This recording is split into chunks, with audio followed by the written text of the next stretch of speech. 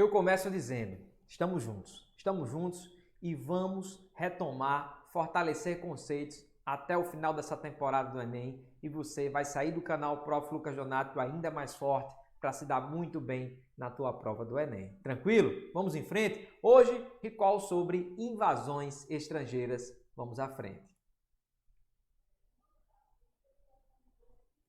Já estamos na tela com a primeira questão da nossa retomada de hoje, dizendo: ao longo do período colonial da história do Brasil, o Império Português foi vítima de assédio e de tentativas de invasão de seus territórios ultramarinos por parte de diversas potências rivais. Alguns exemplos de invasões estrangeiras na América Portuguesa estão listados a seguir. 1612, estabelecimento da França equinocial. 1624, tentativa derrotada de invasão holandesa a Salvador. 1630, tomada de Recife e Olinda por invasores holandeses. Calma, bom que essa questão nos dá um amplo leque de revisão aqui de conteúdos. Eu vou até voltar mais uma invasão. 1555, invasão francesa no Rio de Janeiro, estabelecimento da França Antártica. Interessados no pau-brasil, um refúgio protestante. Eu já tive ali uma experiência de invasão. E outras invasões esporádicas ao longo do século XVI, desde a pré-colonização, os franceses estavam circulando por nossa costa. Mas a questão tem aí 1612, França equinocial no Maranhão, 1624, tentativa derrotada em Salvador, depois Recife e Olinda em 30. Cuidado! Quais são as causas dessas invasões estrangeiras? Primeiro, a ideia de contestação do Tratado de Tordesilhas, principalmente no caso francês, e no caso holandês, no século XVII, um elemento específico. Lembre-se das relações políticas na Europa, a relação que existia, por exemplo, entre Espanha e regiões das Repúblicas Unidas dos Países Baixos ali, onde vai ficar a Holanda. Essa área era dominada pelos espanhóis, rompeu, tornou-se independente após guerras. Surgiu uma rivalidade entre Espanha e Holanda, que Filipe II, rei da Espanha, quando passou a controlar a coroa ibérica na União Ibérica, o Filipe II vai embargar relações comerciais com os holandeses. Mas o que é que você aprendeu no recall de economia colonial? Que quem financiou os engenhos no Brasil foram o Banco de Amsterdã, foram os holandeses.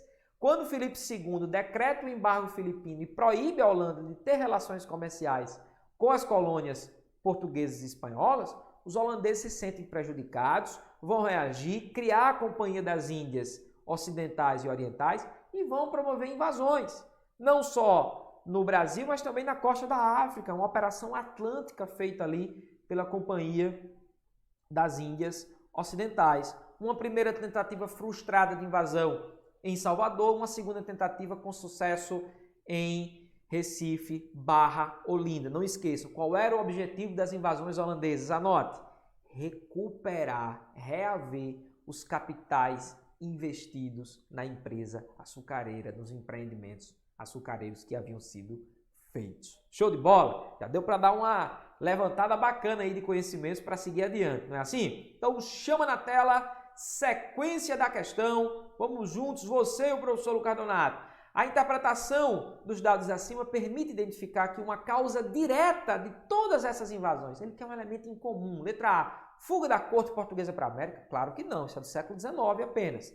B, vitória francesa na Guerra dos 7 Anos? Elemento do século XVIII, sem contar que essa vitória ela é bem relativa. Nós sabemos que existem elementos específicos para se ver sobre a Guerra dos 7 Anos contra os ingleses. Conclusão da reconquista da Península Ibérica? Falso. Essa reconquista já tinha sido ocorrida desde a Baixa Idade Média e início da Modernidade e não tem aquela relação direta aí com a invasão holandesa.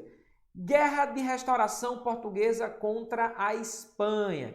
Vamos lembrar que Portugal vai sim restaurar o seu trono em 1640, passar a ter um trono de um rei efetivamente português, mas isso está no após, está nos desdobramentos, não está aqui nas causas das invasões. E letra E, criação da União das Coroas Ibéricas. A União Ibérica ela se forma em 1580 e ela vai interferir sim nas relações coloniais. Filipe II cria as ordenanças filipinas, manda construir fortalezas, fundar capitanias, tá? Isso vai acirrar tanto as invasões francesas como também invasões holandesas, pela explicação que eu dei há pouco tempo, a tentativa dos holandeses de reaver os capitais investidos após o embargo filipino. Então, bacana, resposta certa, letra E, que é um elemento comum, portanto, fica tranquilo, marca a alternativa correta e sai para o abraço. Mas você sabe que a parte protagonista de invasões ainda não é essa, tá? Olha essa questão 2. Frans Post, pintor, desenhista, gravador holandês, documentou paisagens e cenas do cotidiano do chamado Brasil holandês, sob o governo de Nassau. O conde germânico João Maurício de Nassau-Siegen foi contratado pelos holandeses para gerir essa administração das possessões no Brasil. Ele geriu entre 1637 e 44, tá? Então, muito cuidado, à vista ali da cidade Maurícia.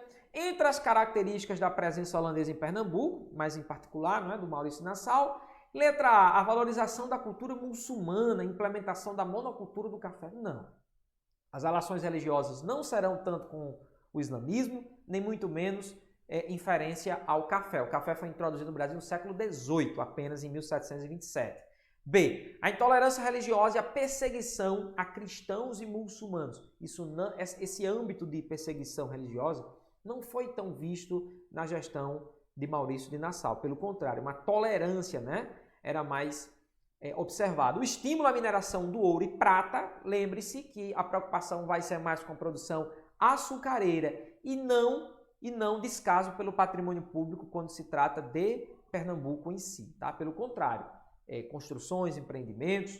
Letra C, implementação do regime absolutista, a perseguição a intelectuais e artistas de forma nenhuma. Nassau foi um mecena, foi um investidor, alguém muito influenciado, inclusive, pelo Renascimento, pelas ideias renascentistas, né?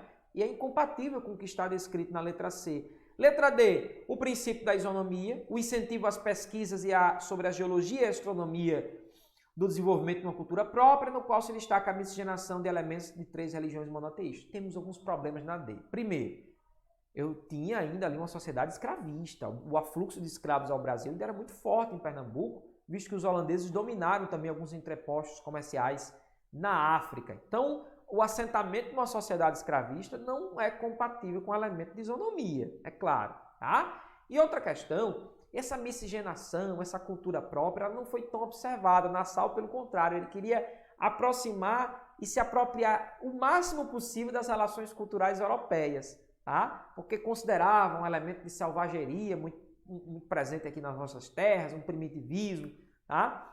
Então vamos ver a letra E, a tolerância religiosa, bacana, a circulação ali de judeus, de calvinistas, católicos, o incentivo à pesquisa sobre fauna e flora tropicais e o desenvolvimento de uma arquitetura no qual se destaca a drenagem de áreas alagadiças e a construção da primeira ponte de grande porte no Brasil. Perfeito. Estamos falando aí dos incentivos culturais, religiosos, mas também urbanos, uma modernização da Mauricicidade, da cidade Maurícia. Características, chama na tela. Características da gestão do Nassau, a tolerância religiosa, a reestruturação produtiva dos engenhos, a concessão de crédito, estímulos tributários, tá? A modernização da cidade Maurício, caráter urbano ali inovador e também a questão cultural, a vinda de pintores, artistas, botânicos, naturalistas, cientistas, e isso aí que você deve lembrar. Nassau, em conflito com a Companhia das Índias Ocidentais, foi demitido em 1644 e inicia-se ali uma relação mais hostil entre Companhia das Índias e senhores de engenho. Nós chamamos isso de insurreição pernambucana. Cuidado! Recentemente o Enem cobrou questão de insurreição pernambucana. Chama na tela, professor Lucas!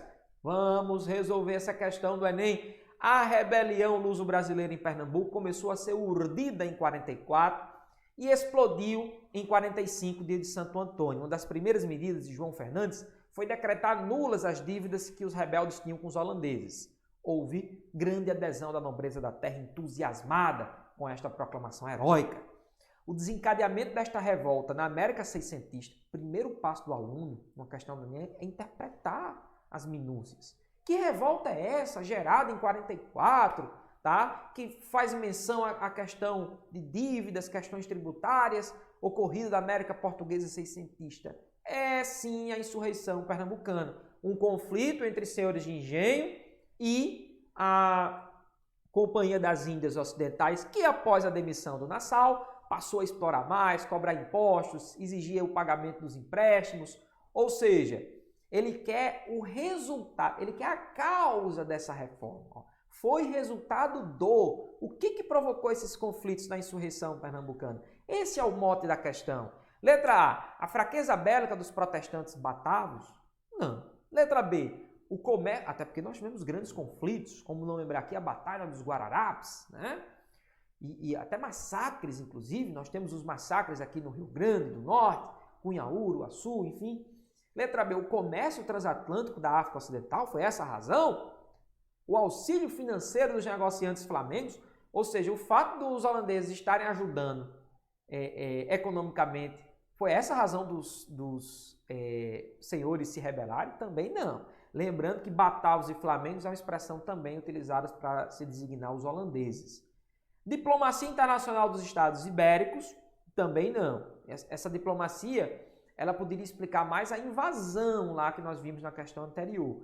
Letra E, o interesse econômico dos senhores de engenho. Corretíssimo. Os senhores de engenho se sentindo prejudicados, tá? Pelas invasões, prejudicados pela nova política econômica da Companhia das Índias após a demissão do Nassau. Professor, então questão certa, tranquilo. Marcamos aqui a letra E. Corretíssimo.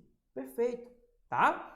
E aí você deve lembrar que os holandeses serão expulsos, vão para as Antilhas, vão produzir açúcar, tá? Vão gerar concorrência, o declínio da atividade açucareira em virtude dos preços no mercado internacional vai ser uma tendência gradual e o Brasil vai ter que viver uma nova articulação econômica colonial dali em diante, tá? Não esqueça que no final do século XVII já tem uma expansão territorial, é tema inclusive para um próximo recall, tá? Não esqueça disso, estamos juntos, parceria firmada, se inscreve no canal, dá aquele like, aperta no sininho, vamos juntos e é claro que você quer escutar isso no final do nosso vídeo no canal. Vai dar tudo certo, meus queridos, um grande abraço, até o próximo encontro.